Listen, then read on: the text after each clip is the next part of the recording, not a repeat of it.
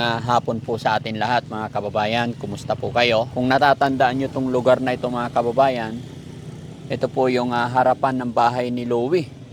Yung tinulungan natin na binata nakaraan hanggang sa sumunod na mga buwan. Pero dahil sa kanyang sakit na pinagdadaanan, talagang siguro hanggang doon na lamang. Although mga kababayan, nakaraan pa na i-announce na namin ito kung ano talagang nangyari kay Louie. Pero marahil siguro sa mga iba nating mga kababayan, mga viewers na mga bago pa lang at napanood nila yung mga late upload namin about kay Louie, ay hindi pa rin nila alam kung ano talaga ang totoong nangyari. At sa mga itong nakaraan mga kababayan, mayroon pa rin tayong Good Samaritan na nakapanood na mga upload videos namin about kay Louie. Kaya sa pagkakataong ito mga kababayan, muli namin kayong i-update kahit wala na po si Louie. Para sa kaalaman din ng lahat, para sa ikatatahimik na rin ni Louie. Kasi sa comment section, marami pa rin tayong mga kababayan na nagtatanong kumusta na si Louie. Pero gaya ng aking sinabi mga kababayan, na-i-update ko na po ito. Si Louie po ay pumanaw na po noong November 12 pa po. Ganun pa man mga kababayan, may nag-message pa rin at may nagpadara pa rin ng tulong para kay Louie na Good Samaritan na hindi na nagpapabanggit ng pangalan. Bagamat dumating sa aking GCash, kaya nandito ako, sabay update ko na rin kayo mga kababayan. Kumustahin na rin natin ang kanyang mga naiwan, kanyang nanay, tatay at mga kapatid. Mga kababayan, samahan niyo po ako.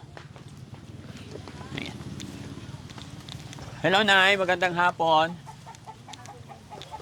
Pwede tumuloy?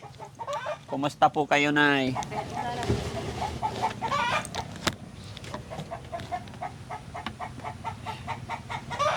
Ano na nangyari, Nay? Nung bagyo po yung sabi niya, pinapunta muna ako sa bayan ng umaga na 12 po. Sabi niya, bili ka ng oxygen na sabi niya. Tapos prutas ko, gusto ko ng mangga, sabi niya. Sabi ko, walang sasakyan, maya-maya, sabi ko, sige, sabi niya. Tumunta akong bayan, tapos alas 9 ng madaling araw na yun yata yun. Tapos umuwi Alas 9 na madaling araw ka pumunta? Hindi gusto niya, madali ka na, sabi niya. Madali. Sabi ko, walang masakyan kasi umuulan pa nun, sabi ko, hintayin natin yung driver dyan kasi dyan sa nasakyan ko, sabi ko. Sabi, bilisan mo na kasi nihingal ako, sabi niya, sabi sa akin. Sige, dali lang, sabi ko. Pero umuwi na ako dito, sabi niya. Iniyan ko ng kapatid niya, pero nakakasalita pa naman siya. Sabi, bilisan mo na, sabi sa akin na sabi ang kapatid sa akin, sabi. Tapos yung pagdating ko dito, nakapikit na yung mata niya, pero buhay pa siya, nangikinig naman siya, kaya hindi na makasalita. Tapos, nilinisan ko yung sugat niya dito sa parte yung dito po, para siyang pumutok po na, hindi ko maintindihan, dugo na, tapos may parang malansa na siya. Kaya ko, tinignan ko, sabi ko, tingnan natin para matanggal. Sabi ko, inano ko pang ganito, ay pinisil ko pa, tapos lumabas yung dugo, marami. Malansa na po yun. Sabi niya, huwag mo akong iwan, sabi niya sa akin. Kasi bibili ako ng oxygen mo para makahinga ka, sabi ko. Sige, bilisan niyo, sabi niya. Pag magdumating ako, nakahiga naman pa siya yung kapatid niya nandiyan. Sabi, tulog yata, sabi ng ate niya. Tulog. Pero nakapikin, pero yung pinusta na meron pa naman siya. Kusap ko pa ngayon, sa delay lang ako punta akong bayan. Basta bilisan niyo, sabi niya. Akin. Pagdating ko, hindi na makakanga dito niya ay. Ang ginawa ko sa mangga po, kinupit ko ng kutsara po, tapos sinipsip niya po. Yun na yun, sabi niya. Sabi ko, kain ka, sabi ko. Ayaw niya. Basta ganyan siya. Hindi makasilita na ba? Sana. Basta ganyan lang. Sabi niya. Sabi ko, bakit? Sabi ko, pagod na ako. Sabi niya, gusto ko na magpahinga. Sabi niya, takbo ka sa ospital. Hindi na, Nay. Sabi, kasi hindi na tayo aabot, sabi niya. Kasi Nagpaalam talaga siya. opo, sabi niya, gabi na yun, sabi niya, Nay, tabi tayo. Dun sa pinaghigaan niya, gusto niya magtabi kaming dalawa. Kaya lang, hindi kami kasi yung sugat niya, umaano sa ano niya, para baka masiko ko siya. Mm. Sabi ko, dito na ako sa paano, kaya awakan ko din pa mo, sabi ko.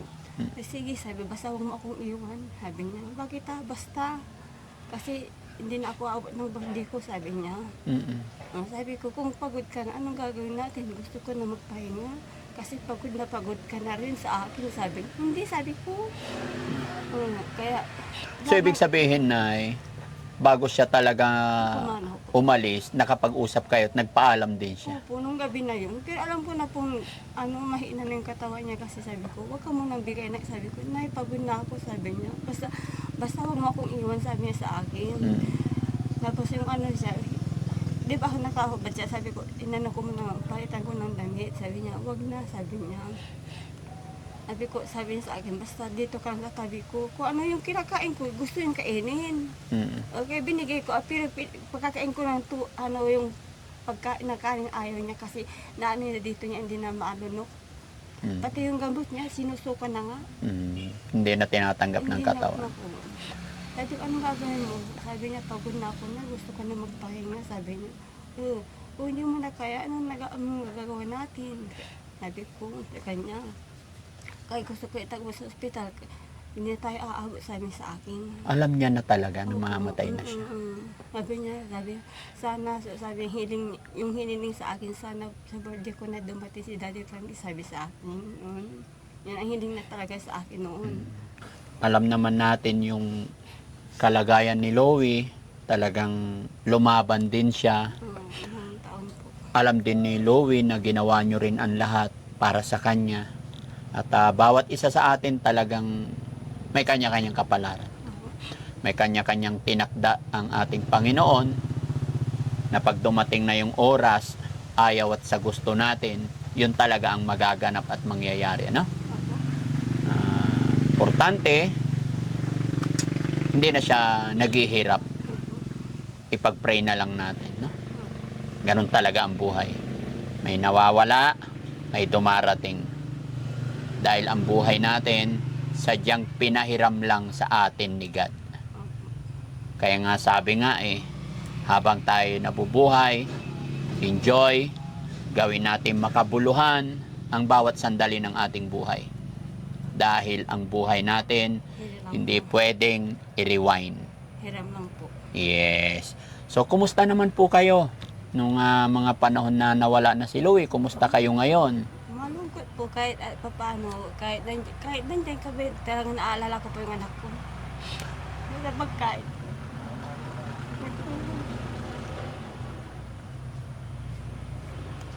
Kaya masakit po, kinakaya po. Hmm. Ano naman yung iniwan sa amin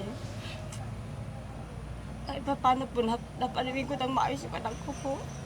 Kaya wala pong kapira-pira po, nagkautang-utang po. Kumusta naman yung mga kapatid niya?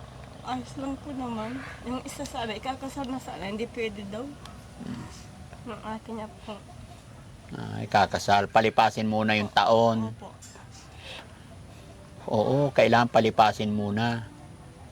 Hindi, kasi... Kasi hindi pa pwede, babangno sa pa daw. Okay. At least hindi sukob. Opo. O, tapusin muna. Naintindihan naman ng mga kapatid. Kumusta naman ang asawa niyo po? Ayun po, gumagawa ng po yung kubo po. Kaya lang, hindi pa natapos, nakuha na yung labor po. Bakit ganon?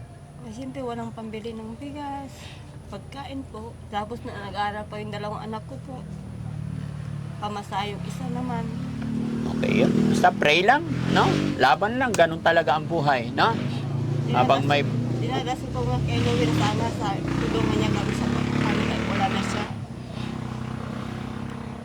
Ang sabi sa akin, huwag kayong mag-alala, tababantayin ko kahit wala na ako, sabi niya sa akin. Pero parang ayaw pa yung mama, ayaw pang umalis ko. Sabi ko, kung pagod ka na nung, sige na, magpahinga ka na. Huwag mo na ako intindihin, sabi ko sa kanya. Kasi sabi sa akin, ayaw niya akong iwan kasi kawawa daw ako pag ano.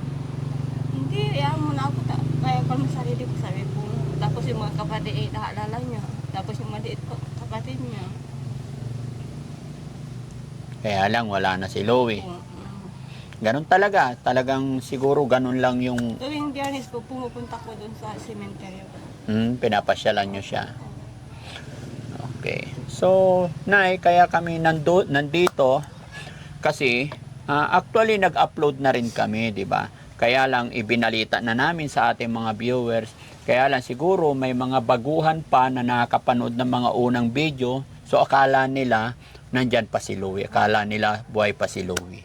Kaya bumalik kami para ma-update yung mga viewers natin. Opo. Para malaman din nila. No? The same time, mayroon pang nakapanood nga po na isang Good Samaritan, nagpaabot pa rin ng tulong para kay Louie. Salamat po. So, sa kababayan natin, Good Samaritan, na hindi na po nagpabanggit ng pangalan, bali ang pinadalhan po niya is tama kay Hazel din, no? Para kay Hazel at saka para kay Louie. Padala po siya ng 10,000 at tag 5,000 po sila ni Louie at si Hazel. At sa pagkakataong ito, una ko napuntahan itong nanay ni Louie, bagamat wala na si Louie, pero syempre, kahit wala na si Louie, kailangan iparating pa rin natin. Kaya sa Good Samaritan, sa bida natin sa araw na ito, ikinalulungkot ko po na inyong mabalitaan, ang taong inyong pinadalahan ng tulong ay wala na po siya. Last November 12 pa po. Ganun pa man, gaya na aking sinabi, salamat po sa inyong tulong. Ito po, iabot natin kay nanay. Nanay po ni Louie. Nay, para sa inyo po. Salamat po. Naibigay po sa kanya. Salamat po. Marami po. Anong masasabi mo, Nay, sa Good Samaritan natin ngayon? Anong sasabihin po sa kanila? Maraming salamat po sa naibigay po dito. Malaking tulong na to sa amin po. Kaya wala na po yung anak ko. Napakarami na nakapanood ng kwento ng buhay ni Louie. Maraming nagmamahal sa mga viewers natin. Nagulat sila, nabigla sila. Pero syempre, bilang ina, Kaya masakit po. ikaw na yung makakapagsabi para malaman din nila anong sasabihin mo sa mga taong nagmahal kay Louie. Maraming salamat po sa tumulong sa anak ko. Kung wala po yun, siguro matagal na po namatay yung anak ko po. Kaya masakit po, kinakaya.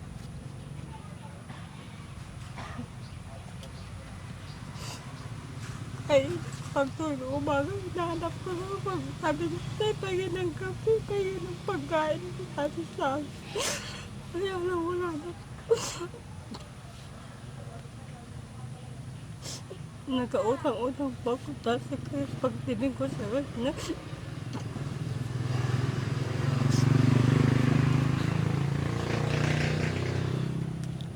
Okay. Pero at least, no? Tapos na yung paghihirap niya kaysa naman na habang buhay nakikita natin habang tumatagal na araw-araw natin nakikita na hirap na siya.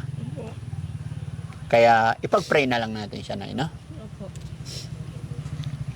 So, yun, mga kababayan, mga kabarangay, maraming salamat pong muli.